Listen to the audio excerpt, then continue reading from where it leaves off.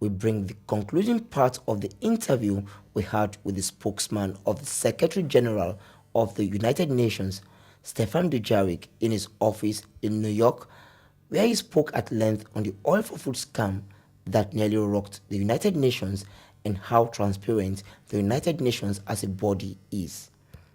And also on this episode, we feature the concluding story of these young armed robbery suspects who are experts in robbing long distance luxury buses. This is Crime Fighters. Would I be right to say that because of the oil for food scandal, the UN decided to get into a reorganization, a reform? If that is not, if that is so, a lot of money is passed through this system to NGOs in the last couple of years. Now, how how do you ensure that there's accountability? Because we keep hearing that XYZ amount of money has been given to this NGO, but the people really don't feel it. They don't see it. To go back to the issue of reform, it is partially true that Oil for Food has triggered some internal management reforms about how we do business in auditing, among others, and conflict of interest. And in each of his report, Mr. Volker has made recommendations on certain parts of the process, which we've taken into account and we're now changing. But the true reform of the organization, which the Secretary General has proposed, which the heads of states will debate in September, is unrelated to Oil for Food. It is a reform of this organization, which was created in 1945 in post-World War II era, when there were 50 member states of this organization. There are now 191. The run-up to the war in Iraq really underscored the structural problems with this organization. So there is a proposal of reform of the Security Council to make it more representative of the membership as a whole, and that is a hotly debated issue right now as we speak in New York between the 191 member states. There's the issue of human rights. The Commission on Human Rights, which sits in Geneva, suffers from a credibility problem. It is over-politicized. It only sits for a certain amount of time. The Secretary General has proposed a standing Human Rights Council with a broader membership elected by the General Assembly instead of the Economic and Social Council, one that would be allowed to do peer review. Every country would have to be reviewed. One that would regain the credibility of the world, because the lack of credibility in the Human Rights Commission really affects the organization as a whole, and it is something that, again, NGOs and people on the street really look to. I mean, human rights is one of the core missions of this organization, and one that does need reform. So that's the greater reform. On the issue of accountability, we have a fairly extensive audit system, which is meant to unroot any corruption and misuse of funds.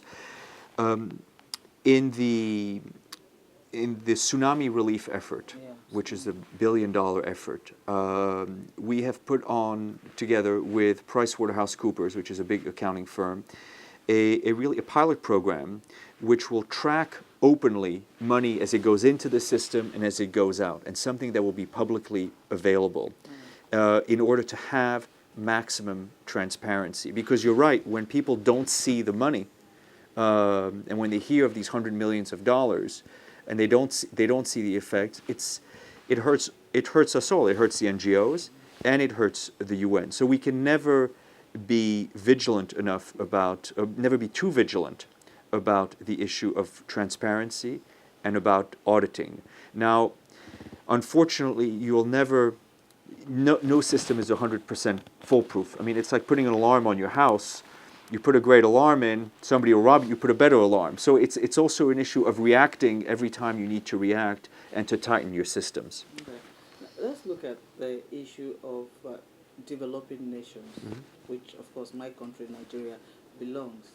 We have presidents or governments who are in powers and would not want to go. The tyrannical nature of the African leaders is there, and that gives that kinds of impoverish the people, because when you have a government that has embedded, that has been there for a long time and has embedded in itself in corruption, it tends to impoverish the people. Is there any law or is there anything the UN is doing, like the example of the Togo you gave, to ensure that other African leaders would, adhere to democracy when it is time for them to leave the leave?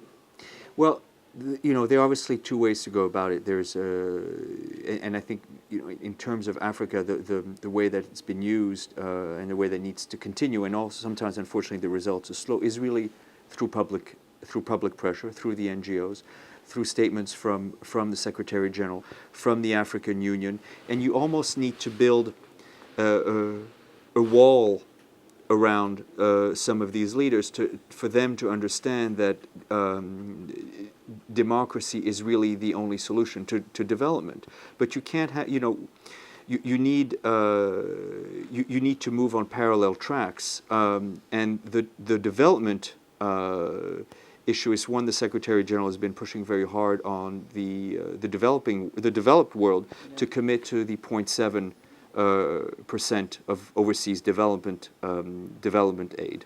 Yeah, but UN is sometimes accused of looking the other side if a country that is so close to UN is involved in this tyrannical nature. The UN usually or sometimes don't take steps against such a nation. What's your comment about that? Well, again, the Secretary General, I think, is categorical in his support of democracy and his stance against extra constitutional means of getting to power. But it is also a case of the general membership of the United Nations, and it's where we come to that multifaceted part of this organization that. Again, this organization is only as strong as its membership would like it to be. But there is no template that will solve every problem. And I think the key is to find the solution to each and every problem, almost in an individual way. You need to, but never let your guard down in terms of your fight for democracy, human rights, and development. I would like to come back to Nigeria. Do you see Nigeria's quest for a permanent seat in the expanded UN Security Council as being achievable, taking into consideration that the Charles Taylor issue just came up, where they're asking Nigerian President, our President Olusegun Obasanjo, to hand over Charles Taylor because of his alleged involvement with Al-Qaeda. Do you see us having the chances of getting our security? I think I would be foolish if I were to comment on the chances of a particular country of getting a seat. It is a hotly debated issue. It is one the member states have to decide and decide for themselves. What we very much hope is that a solution is found to the Security Council issue, and making it more representative to today's modern world. The issue of Iraq, we know the Secretary General did his best. The UN officials in charge of weapons did their best, but of course the US and Britain, the allied countries as it were, decided to move into Iraq. Now you have a lot of chaos in that country. A lot of what, sorry? A lot of problems. Yeah.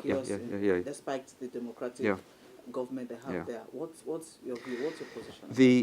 The UN has a political mission in Iraq. We have been speaking out in the strongest possible terms against these heinous killings and terrorist attacks, which are killing innocent people, and especially even in places of worship. I mean, they've been atrocious killings. What we are working very hard on is on the political transition. We worked for the elections with Ms. Karina Pirelli and Carlos Valenzuela, who helped the Iraqis run their own elections. Now, the focus of our work now is on the constitutional drafting issue. As you know, in the elections, a large part of the Sunni population did not take part in the elections. we feel that the constitutional drafting process is really the best opportunity to bring all of Iraq's constituencies together so that all Iraqis, whether they be Turkmen, Kurds, Shiites, or Sunnis, feel they have a stake in their country. And these are the two parallel ways of solving the violent problem. One is obviously through security means, and the other one is through broadening the political dialogue so that all Iraqis feel that it's their country and they have a stake in their future. And by doing that, you remove the incentive of the killers sometimes, but of those who support them silently. So our focus right now is on the constitutional making process. And we have a team in Baghdad led by a South African constitutional expert who worked on the constitution with President Mandela and is there to help the Iraqis and offer them advice. All right. My last question now. We all travel as a tourist, as a journalist, and you have this Al-Qaeda. Today you hear security alert, you know, there's bomb explosion here, there's bomb explosion there. And one begins to wonder why human being, as it were, would want to get into such an act. Is there a plan or is there anything the UN is doing to get these people who claim to be the Al-Qaeda fighting the war that I really don't understand to come to a round table to discuss? Well, I think, you know, it's difficult to negotiate with people who use such violent tactics. But what is important is to remove, and it goes back to a bit what we were talking about Iraq, to remove the incentive of young people of joining the ranks of these organizations, to remove the incentive of parts of the population of silently supporting them. And how do you do that? You do that by pushing for development, creating economic opportunities in those countries so people feel they have a future and that their future is in non-violent activities and in peaceful means. And you do that by having the developing world take some responsibility, and for the leaders of the developing world having to face their own responsibility vis-a-vis their population, and by the developed world in increasing overseas aid, and just as important, opening up their markets. Because we've seen that a lot of the agricultural products from the South have been shut out of the markets in the North. So that the opening up of the markets is a key issue. You realize too that all these issues are interdependent. Spread of infectious disease, the environment, human rights, political rights. If someone's environment is destroyed, they can't make a living off the land. There is no development. All these issues are interdependent.